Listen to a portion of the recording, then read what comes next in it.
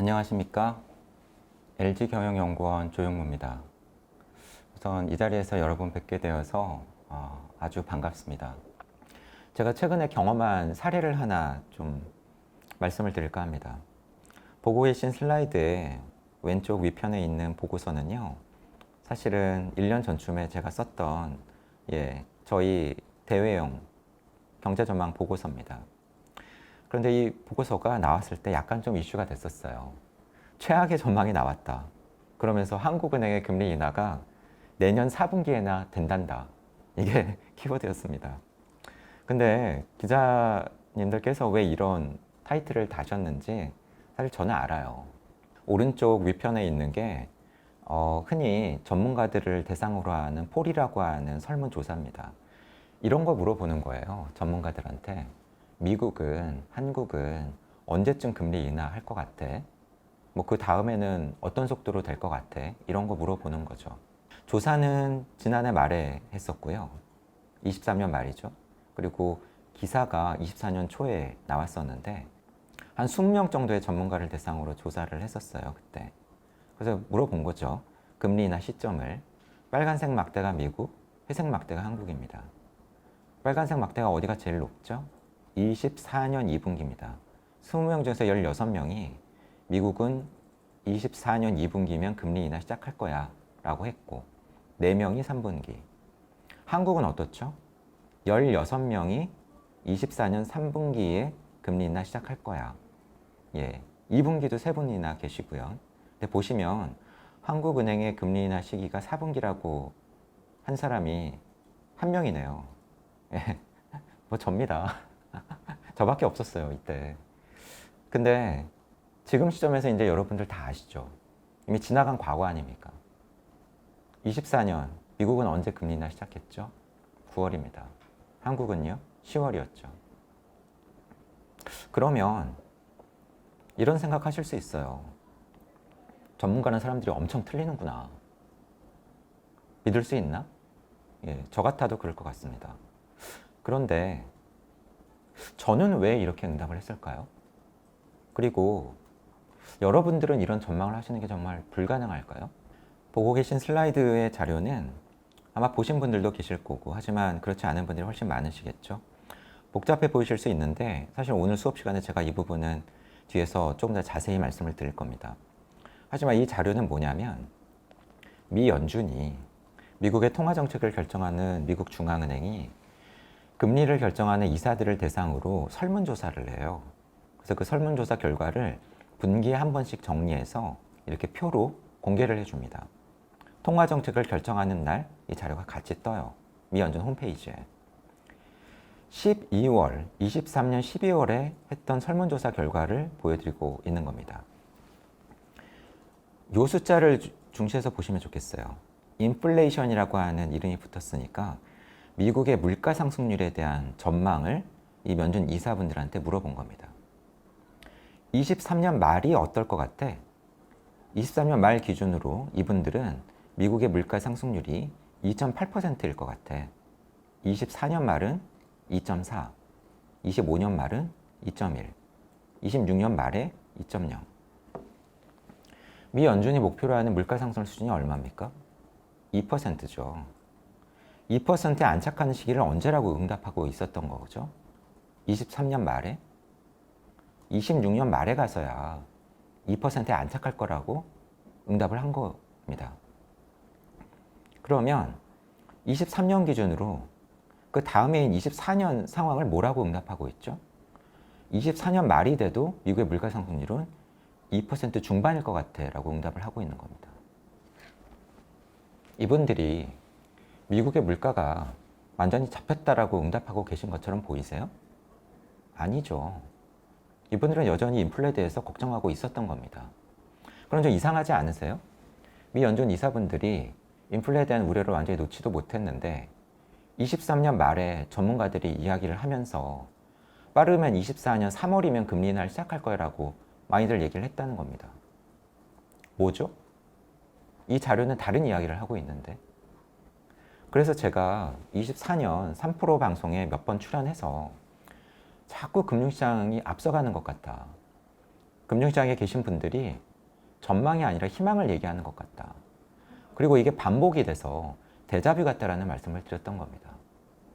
그런데 보고 계신 이 자료는 비밀스러운 자료가 아니잖아요. 미연준 홈페이지에 가시면 지금도 다운로드 받아서 보실 수 있는 자료라는 겁니다. 바로 이거예요. 제가 여러분들 본인 눈만 믿고 본인이 직접 원소스에 가서 자료를 다운로드 받아서 보시라는 겁니다. 그렇게 어려운 영어도 아니에요, 사실. 단지 꼼꼼히 보시면 됩니다. 약간의 노력과 수고가 필요하죠. 하지만 그 정도의 수고와 노력은 필요하다는 생각이 들지 않으십니까? 미국의 금리 조정은 너무너무 중요한 변수잖아요. 최근 며칠 동안 무슨 일이 벌어지고 있습니까? 금융시장 분들이 좀 놀라고 있다잖아요. 미국이 빨리 금리를 인하를 해줄 줄 알았는데 파월이 자꾸 이상한 소리를 해. 만약에 9월 미 연준 FOMC 때 미 연준의 자료를 꼼꼼히 보셨으면 예측 가능할 수도 있지 않았을까 하는 생각이 들지 않으십니까?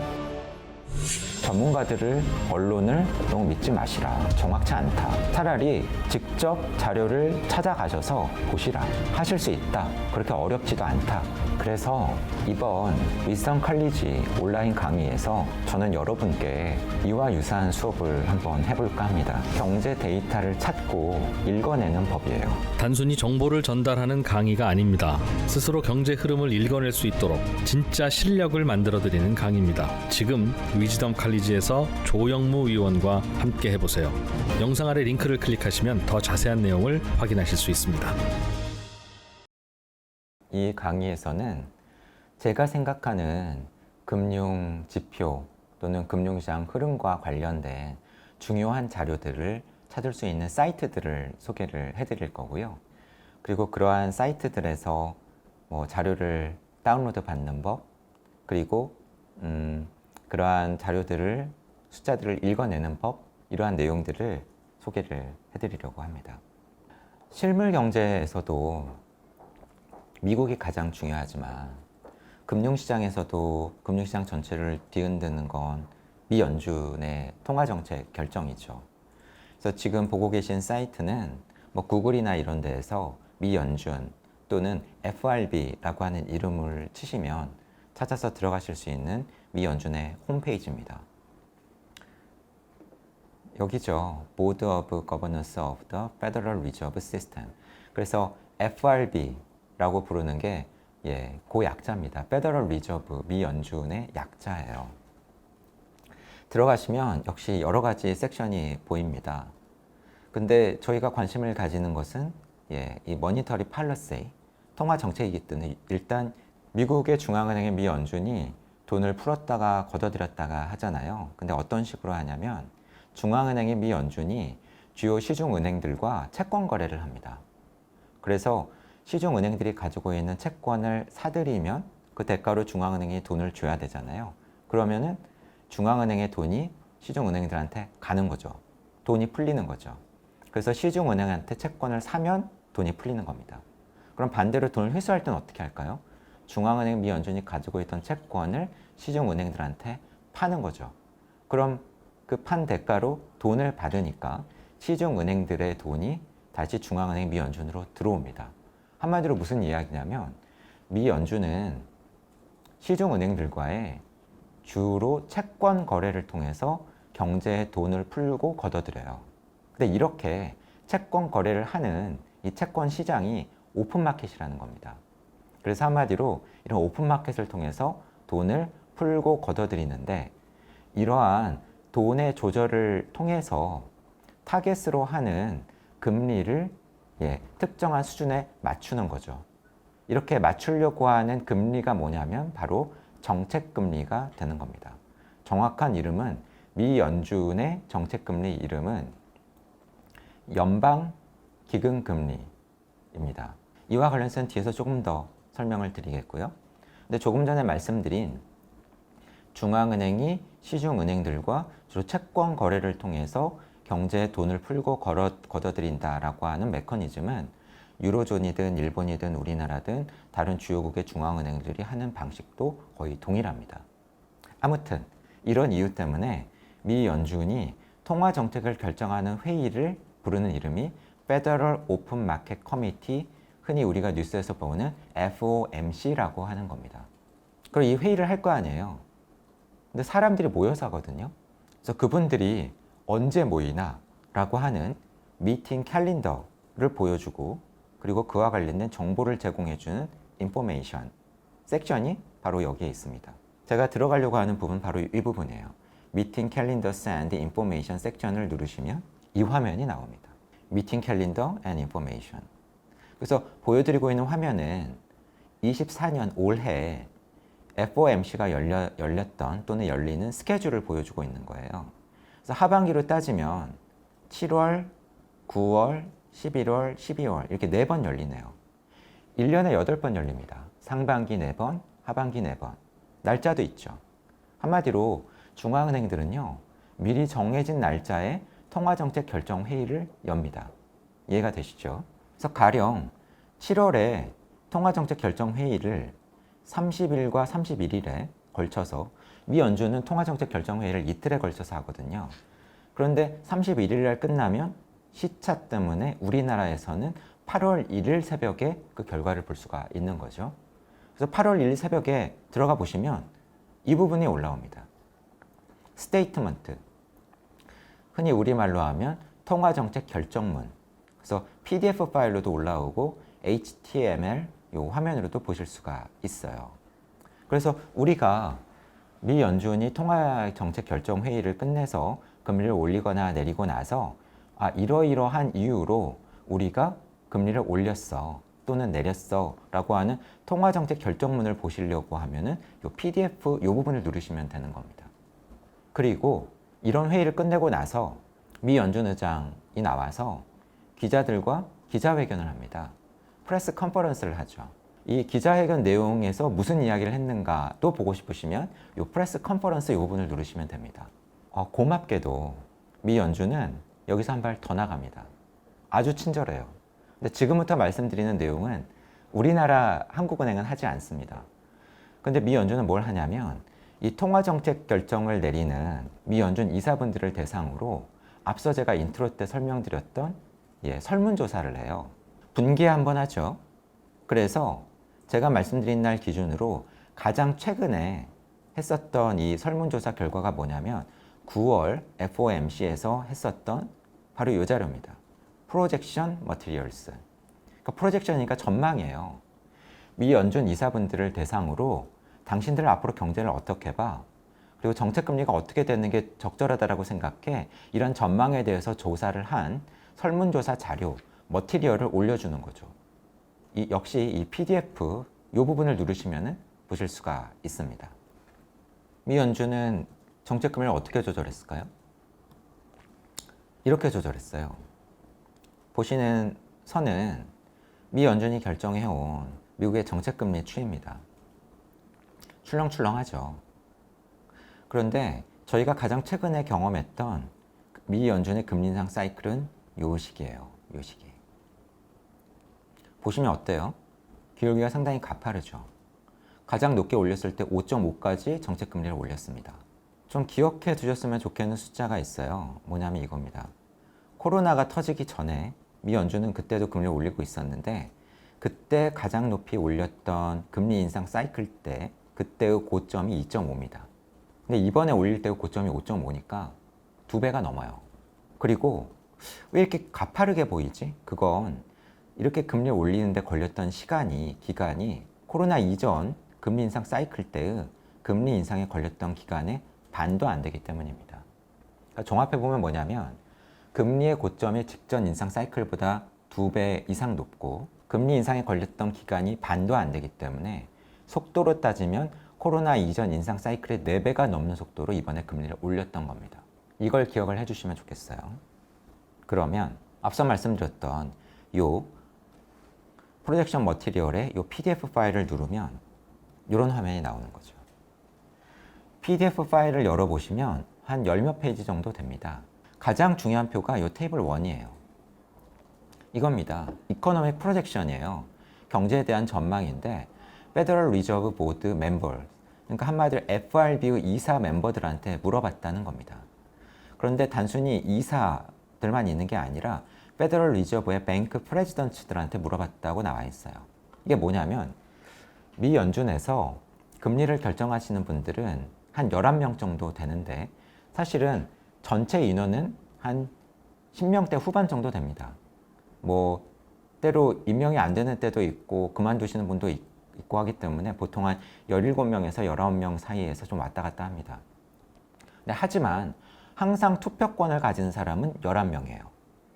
왜 그러냐면 미 연준의 중앙위원회가 있는 워싱턴 DC에는 이 보드 이사라고 하시는 분이 7분이 계세요.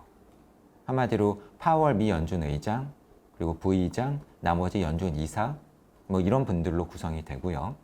근데 11명이 투표권을 가진다고 했잖아요. 그럼 4명이 비잖아요. 이 4명은 뭐냐면 미국 각지에 지역을 관장하는 지역 연준이 있습니다. 이분들이 모두 한 12명 정도 돼요. 근데 이 12명이 돌아가면서 4사람씩 투표권을 행사합니다. 그렇다 보니 중앙에 7명, 지역 연준 의장 중에서 4명, 그렇게 이 둘을 합쳐서 11명이 투표권을 가지게 되는 거예요. 하지만 투표권은 없더라도 지역 연준 의장분들이 계시기 때문에 이 설문조사에 참여하시는 분들은 보통 10명대 후반 정도가 됩니다. 이해가 되시죠? 그래서 이분들의 individual assumptions, 그러니까 각자의 개인적인 판단을 물어보는 거예요. 그리고 이러한 각자의 전망하에서, 가정하에서 어떤 전망이냐면 projected appropriate monetary policy, 그러니까 너가 생각하는 앞으로 통화 정책을 적절하게 편달하고 하는 가정하에서 미국 경제가 어떻게 될 것 같아? 그리고 그러려면 미국의 정책 금리가 어떻게 돼야 될 것 같아? 이런 걸 물어보는 겁니다. 복잡해 보이는데 이분들한테 물어본 자료를 어떤 식으로 정리를 해주냐면 가장 낮은 수치와 가장 높은 수치, 레인지를 다 보여주는 컬럼이 있고요. 센트럴 텐던시라고 해서 그 중에서 일정 부분만 보여주는 컬럼이 있고, 그리고 메디안이라고 해서 중간값에 해당되는 수치만 보여주는 컬럼이 있는 거죠. 사실 가장 중요한 부분은 메디안 이 부분입니다. 대표성을 가지기 때문이에요. 그래서 이 메디안에 해당되는 부분만 확대한 그림이 이겁니다. 앞서 인트로 때 보여드렸던 표와 유사한데 그 안에 있는 수치들은 조금씩 다를 거예요. 왜냐하면 앞서 보여드렸던 표는 23년 12월 조사고 지금 보여드리고 있는 표는 여기 있는 것처럼 24년 9월 이 강의 날짜 기준으로 가장 최근 수치이기 때문에 그렇습니다. 이 표를 읽는 방법을 좀 설명을 해드릴게요. 이런 겁니다. 뭘 물어보냐면 변수, variable에 대해서 GDP의 변화율이니까 GDP의 변화율이 뭐죠? 경제 성장률이죠. 근데 요 줄은 뭐냐면 9월에 물어본 건데 바로 아랫줄에 June 프로젝션을 같이 보여줘요. 그러니까 3개월 전에 6월 조사 때는 어땠는가라고 하는 걸 보여주는 거죠. 그러니까 이런 겁니다. 9월에 조사를 해봤더니 이분들이 24년 4분기 미국의 성장률은 2%일 것 같아 라고 했는데 3개월 전에는 2.1이라고 했다는 겁니다. 이렇게 읽으시는 거예요. 그러면 이제 변수를 더 보시죠. unemployment rate니까 실업률은 어떨 것 같아? PC inflation, 흔히 우리가 이야기하는 개인 소비 지출, 미 연준이 중시한다라고 하는 물가 지표에 대한 인플레이션 지표는 어떨 것 같아? 그 중에서도 코어, 핵심에 해당되는 물가 지표는 어떨 것 같아? 이런 걸 물어본 겁니다. 그 아래에는 Federal Funds Rate, 연방기금 금리 이자율이라고 부르는 다른 말로 하면은 미국의 정책금리죠. 정책금리에 대해서 어떻게 하는 게 적절해 보여라고 하는 걸 물어본 결과도 지금 보여주고 있는 겁니다. 몇 가지 좀 중시해서 보셨으면 좋겠는 숫자를 좀 강조를 해볼까 합니다. 우선 인플레이션율이에요. 올해 말 기준으로 24년 말 기준 PC 인플레이션이 어떨 것 같다? 2.3. 25년 말 기준은 2.1. 26년 말 기준은 2.0. 근데 제가 뭐라고 그랬죠? 이분들이 목표로 하는 물가 상승 수준이 얼마라고요? 2%. 근데 2%에 안착하는 시기가 언제라고 지금은 얘기하고 계신 거예요? 정확하게는 9월 말 기준이죠. 9월 기준으로. 이분들은 26년 말에 가서야 2%가 될 것 같아 라고 하고 계신 겁니다. 그 전에는 2%가 넘을 것 같아 라고 응답하고 계신 거예요. 더 중요한 건 뭐냐면 관심의 대상이 되는 미국의 정책금리죠. Federal Funds Rate. 어느 정도가 적절해 보여? 올해 말 4.4, 내년 말 3.4. 그런데 6월 조사 때는 이거보다 높았거든요. 근데 중요한 건 뭐냐면 이거예요. 올해 말과 내년 말의 차이니까 이 차이는 향후 1년 동안 25년 동안 낮추는 금리 인하폭이 되는 겁니다. 근데 뭐라고 하고 있어요? 6월 조사 때에는 5.1에서 4.1, 내년 인하폭이 1%포인트. 근데 9월 조사 때는요, 4.4에서 3.4, 역시 1%포인트. 그러니까 9월에 미 연준이 금리 인하를 시작은 했지만 25년의 인하폭에 대해서는 뭐라고 응답하고 있는 겁니까? 6월 조사 때와 똑같이 1%포인트라고 똑같이 얘기를 하고 있어요. 그리고 더 중요한 건 이거죠. 롱거런, 장기 적절한 정책금리 수준. 6월 조사 때는 2.8, 9월 조사 때는 2.9입니다. 이 그림을 보시죠. 제가 이 수치를 기억해 달라고 했어요. 코로나 이전 인상 사이클 때 고점이 얼마? 2.5입니다. 근데 이번에 낮출 때 얼마까지 낮추겠다고 하시는 거예요? 쭉 낮추는데 2.9. 무슨 얘기입니까? 이번 인하 사이클 때 가장 낮은 저점이 이전 금리 인상 사이클 때의 고점보다 더 높아요. 그리고 내년 낮추겠다고 하는 폭도 1%포인트로 변화가 없습니다. 무슨 생각이 드세요? 금리 인하를 시작은 했지만 9월 FOMC에서 미 연준 이사분들이 우리 금리를 더 빨리 낮출게 또는 많이 낮출게 이렇게 이야기하고 계신 것처럼 보이십니까? 제가 보기에는 아닌데 보여드리는 그림은 앞서 말씀드린 프로젝션 머티리얼 자료 안에 있는 그래프예요. 점도표라고 부르는 이름이죠. 사실 이 점도표가 뉴스에 많이 나오지 않습니까, 여러분? 뉴스에서 점도표라고 부르면서 이번에 FOMC를 했는데 미 연준 이사들이 다음번에는 얼마만큼 낮추는 게 적절해 보이고 내년에는 어느 만큼 적절해 보이고 그런 이야기를 했다라고 숫자 하나만 보여주잖아요. 근데 어떠세요, 지금? 세어보시면 점이 10몇 개 됩니다. 앞서 말씀드린 점 하나가 각각의 이사분들이시거든요. 또는 지역연준 의장이거나. 제가 이 그래프를 보여드리는 이유는 뭐냐면 언론에서는 가장 많은 점이 찍힌 요 구간이 얼마인지 하는 요 숫자만 보여줘요. 숫자만 언급합니다. 하지만 어때요? 사실 이 분포가 중요해요. 분포가. 모여있나? 쭉 흩어져 있나? 가장 높은 수준은 어디지? 가장 낮은 수준은 어디지? 이걸 보셔야 된다는 겁니다. 그래서 뉴스에서 점도표라고 부르는 것을 여러분 눈으로 직접 확인하실 필요가 있어요. 지금까지 설명드린 이 자료가 실제로 금융시장 지표 움직임이 어떻게 반영되어 나타나는지를 설명을 드려볼까 합니다. 지금 보여드리고 있는 화면은 최근 며칠 동안 무슨 일이 벌어지고 있습니까? 금융시장 분들이 좀 놀라고 있다잖아요. 미국이 빨리 금리를 인하를 해줄 줄 알았는데 파월이 자꾸 이상한 소리를 해. 만약에 9월 미 연준 FOMC 때 미 연준의 자료를 꼼꼼히 보셨으면 예측 가능할 수도 있지 않았을까 하는 생각이 들지 않으십니까? 전문가들을, 언론을 너무 믿지 마시라. 정확치 않다. 차라리 직접 자료를 찾아가셔서 보시라. 하실 수 있다. 그렇게 어렵지도 않다. 그래서 이번 위즈덤 칼리지 온라인 강의에서 저는 여러분께 이와 유사한 수업을 한번 해볼까 합니다. 경제 데이터를 찾고 읽어내는 법이에요. 단순히 정보를 전달하는 강의가 아닙니다. 스스로 경제 흐름을 읽어낼 수 있도록 진짜 실력을 만들어드리는 강의입니다. 지금 위즈덤 칼리지에서 조영무 위원과 함께 해보세요. 영상 아래 링크를 클릭하시면 더 자세한 내용을 확인하실 수 있습니다.